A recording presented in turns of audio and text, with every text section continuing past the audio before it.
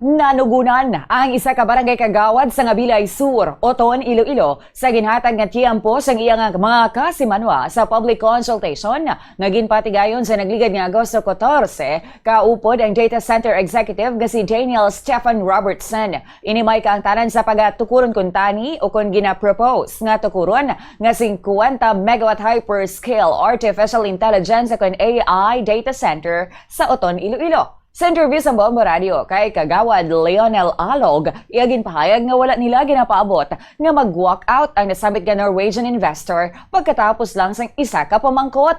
Gindugang maniya nga ginkadismaya ini sa mga pumuluyo tungod sa madamo patani nga mga pamangkot kay Robertson may kaangtanan sa proyekto apang wala gid ini matigayon. Ginakabig ba nila nga ang pag-walk out ni Robertson ang posible nga nagakahulugan man nga hindi na madayon ang mga project. Dugang paniya, ginapaabot tani nila nga mapatag sa nasambit ka investor ang maayo nga proyekto ilabi na ang mga mabulig sini hindi lang sa ilang nga barangay kundi pati sa kabilugan nga banos sang Oton. Sa uligin pangabay ni Alog sa mga pumuluyo nga mangin mahinalungon sa ilang nga mga ginapost online. Iniagod suno sa iya malikawan ang mga mensahe nga mahimo magkasakit sa balatsyagon sang iban. Dugang paniya nga permigid kun tani isipon ang futuro sa mga kabataan kagang masunod nga henerasyon kag hindi lang ang benepisyo nga madala sini subong.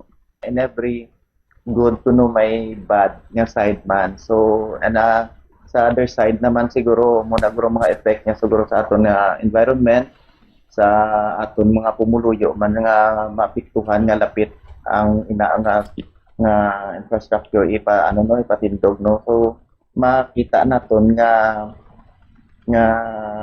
sa reaction sa mga tao sa amon man nga panginunanon sa ilang daw ka negative ang sa ilang ang ilang pananawan do hindi sila magsugot. Si Barangay Kagawad Lionel Alog sang Abilay Sur, Oton, Iloilo.